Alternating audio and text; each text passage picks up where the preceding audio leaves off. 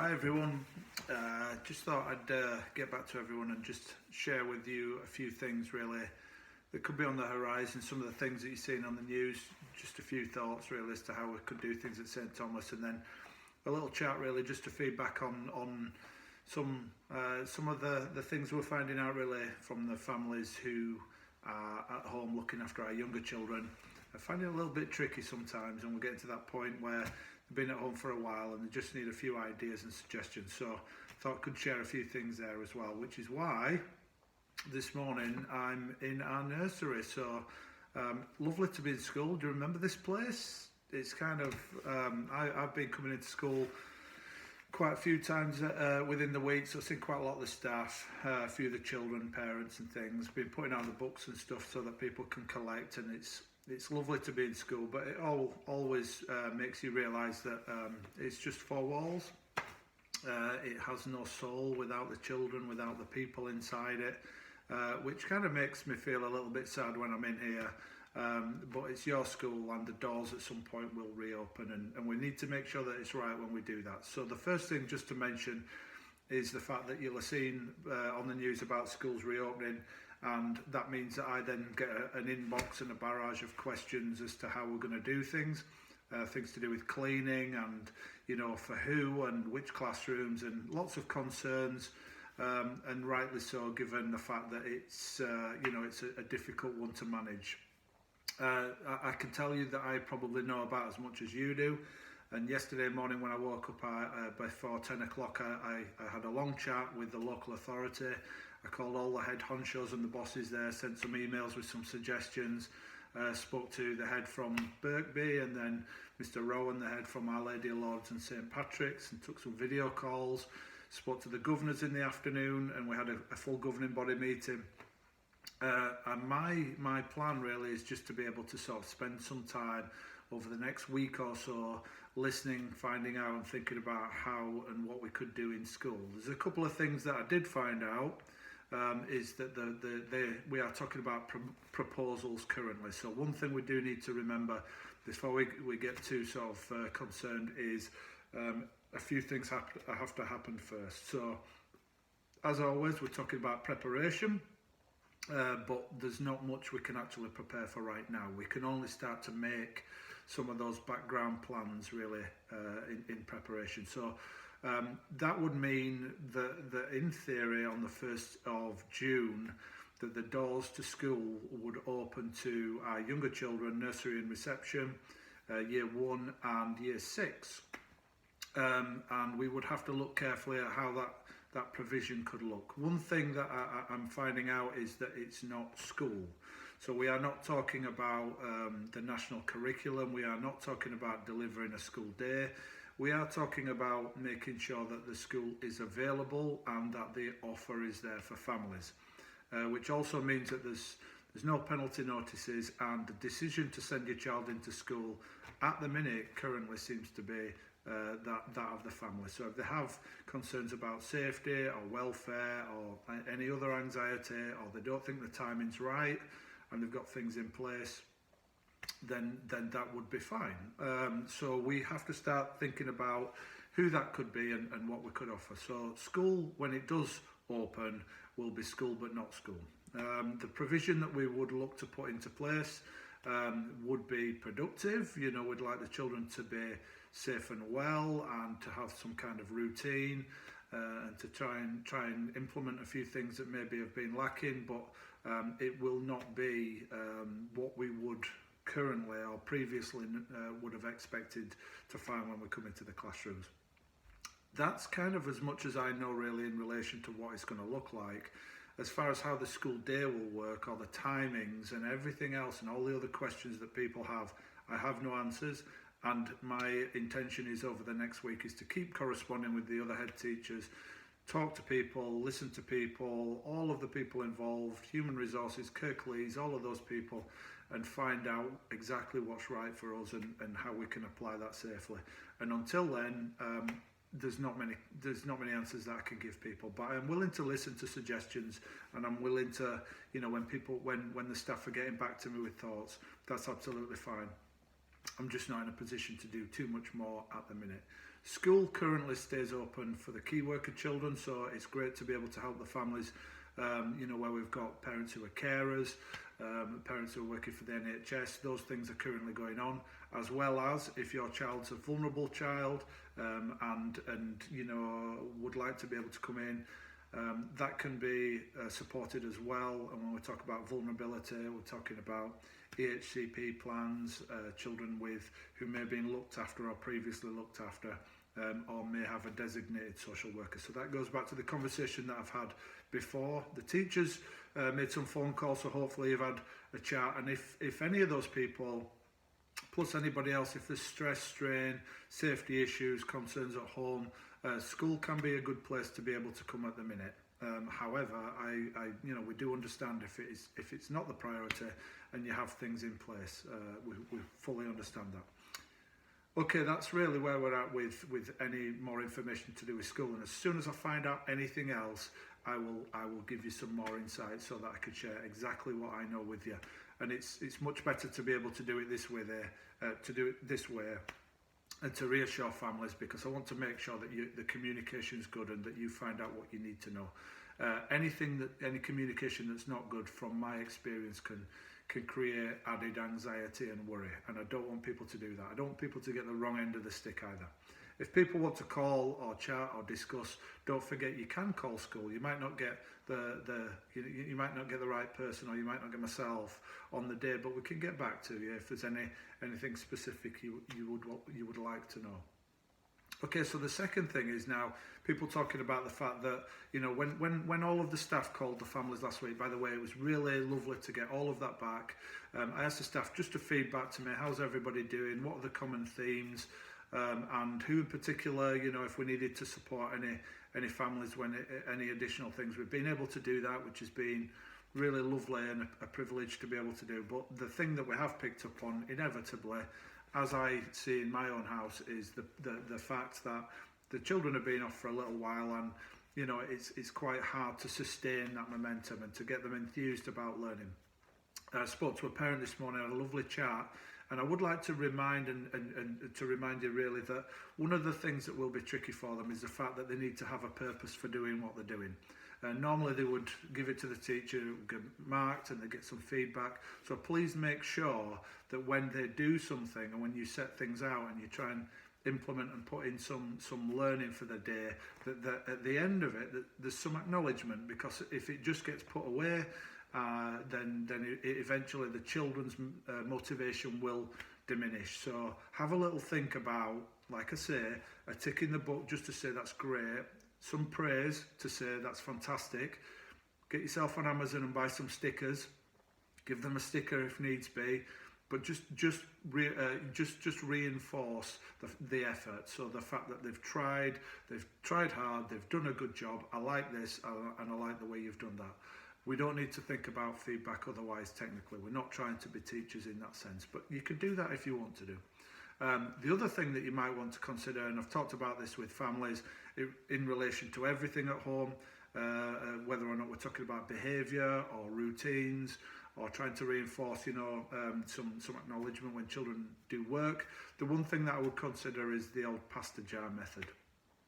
So you can either use pasta or you can use pebbles, and this is the method, the butterfly method they call it, where you would give them a jar, an empty jar or a beaker or a cup. If you've got siblings, it works really well because you can explain those strategies with them, talk to them a little bit about it, but every time they do something great, you just pop in there a pasta spiral, or you can use a pebble. So the idea is that every time they do something that you're really happy with, so a nice piece of work, great, go get yourself 2 pieces of pasta, pop them in the jar, and well done. And that helps the child to be able to see visibly some reinforcement, some acknowledgement of what they're trying to do. You can do it for brushing teeth, you can do it for getting up in the morning, you can do it for giving things a go. Okay, so the minute the jar is full, then the child can choose a reward, a little treat. Now, we're not talking about a big one, we're not talking about anything expensive, we are talking about pizza. We are talking about what would you like for tea. So on Friday, or when you fill your jar, you can choose what we have for tea. You could choose the ice cream that we have. whatever it may be, but it has to be something, particularly in this current situation, which is dead easy and simple. So think about that one. So fill the jar, and then when it's full, empty it out, start again, and look to find the positive. So the minute they do something good, I really like the way you did that, pop the pebble in the jar. Oh, I love the way you're talking to your sister. That's really helpful, thank you. You know, I love the way you tidied up after tea. And fill that jar up. Get it moving to start nice and quick, and you'd want in about a day or two to be rewarding them so that they've got a nice quick return. Don't try and sort of stretch it out over 2 weeks. That will help with any motivation, and if you put that systematically in place, you know, and they can decorate the jar if they want or anything else, bit of ownership, that could be really, really fantastic for all of the children. Something that we do in school, but something in particular that works in home, totally flexible, and it's completely up to you to spot the rewards and to catch them being good. That's the one thing I would suggest.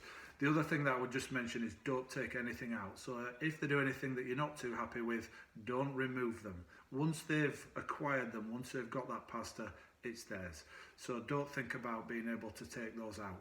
But if they're not doing what you want them to do, or if they're not complying, or if they're not helping, they're not going to get them. So the motivation is not there. So it will only help them to understand that doing those things and trying to work hard and be good, it's in their own interest to be able to try and do that. But think about that reward. What could it be? What could we give? What would you like? Think about all of the manageable things that they would really like. Might be that you're buying a film on Amazon or Netflix or whatever it might be. Secondly, the reason why I came down here quickly is that when we're talking to the families really about the younger children, about how best to look after them and how they could spend their day, one thing really crossed my mind, and I kind of wish my children were a bit younger so I could do this, because I think it would be pretty cool. But one thing you could do is you could set up your own little early years provision. Now, this, you know, the forecast is pretty good for the week, although children like going outside regardless of weather. There's no such thing as bad weather, only the wrong clothing. So going outside is a nice thing to be able to do. So we could set this up in the garden, but alternatively you could also do it in the house. So this is setting up maybe 2 or 3 corners of the garden or room that offer something really useful for the children to learn and to learn independently. So this is not sitting down with them, this is not worksheets, this is something that rolls, and in school we call this continuous provision. So it goes on in the background and it connects to the things that they're learning, and it allows them to learn and to investigate and to further their learning independently. Can look like play, but it's certainly not. So you could have a little bit of a strategy going on, and you could change this, and this works for nursery, reception, year 1, but the principles you could apply right across school. There is absolutely no way that it would fail if you managed to get it right for older children as well, but it would have to just look different, because older children like Lego too, and that's to be remembered. So here in the nursery, we'll have a quick tour, and I'll show you the kind of things that I mean, so you can sort of set them up in your house. So if we're in Miss Stoker's room, so we can see the kind of things that we might have. So first of all, we could be setting up and getting the books out, and we could be creating some kind of a library area. So we could pop some books out so they are always available. What you don't want is the children having to go and find the books at a young age or ask for the books. You want them there ready so they can pick them up. Change the books, add things. You can add catalogues, you can add the grown-up books, be careful. But I mean things like the DIY catalogues and things where children can role play, but that kind of stuff's great as well. Okay, quick one. So we've got a role play corner. Role play is really important. My children did it up until they were older, but a little space where they can pretend to do something. So in a space like this, you might not have, wooden furniture, but there's no reason why you can't set up a pretend cooker. No reason why you can't have a pretend cafe. You could get a few plates out, a few plastic cups. You could do something like that. You can create menus. You could do something. And you watch, it'll take off. You can have the teddies on the seats, you can serve the customers, you can have a little bit of pretend money, you can have a phone where you're taking calls and bookings. A little role play corner is fantastic. It might be a kitchen, it might be a cafe, it might be a police station, it might be a spaceship. you can change that as needs be. Over here, we've got a few instruments. You can make a few instruments if you wanted to. You might have those on hand, you may not. And also we've got, you know, the trays and things where the stickle bricks and cars and things like that are available as well. The other thing I would think about is if we nip through and go into reception. There you go, have a little look around. Is we could consider these spaces. So when you come into reception, this is the space where we just there's a lot of cardboard boxes, all the things that are getting thrown away, all the food and things that you're cooking at the minute. Get those out. Sellotape, glue sticks, felt tips, all available, and that means that basically they can make and build whatever they want. This corner is always popular, this corner is always busy. Kids wrapping things round, painting things, building things, and it's all old boxes, all old bottles, all old toilet rolls, that kind of stuff. So you can have a space in the garden or in the house where the children can just sit and build. If we have a little think about some of the number stuff, so over here you can see we've got numbers, letters, and some of those kind of resources where you can put things into baskets. So you might have some cups and beakers with pebbles. You might have some cups and beakers with sticks or with cubes or anything, so they can consider and think about counting. I've got a great idea for you for adding at some point, some other time. And the other place that's always popular is this place here, and you can do this in your garden. Not much fun at the minute, but obviously this is the space normally where the children play with the water. So, you know, can we get something where we can have a space for the children to play, where there's all the old Coke bottles, funnels, jugs, things for pouring, maybe a bit of food colouring just to make the water green or not. But basically anything that goes into the water, you know, they can play, they can pour, they can investigate, and that kind of thing works out really well as well. So that place is always busy, that corner as well. So that gives a few ideas. Now, if this was your garden, the water you could do with all the old bottles and the hose pipes and whatnot. The building you could do with the sellotape and all the old boxes. The reading corner, like we saw next door, that could be something that you could do.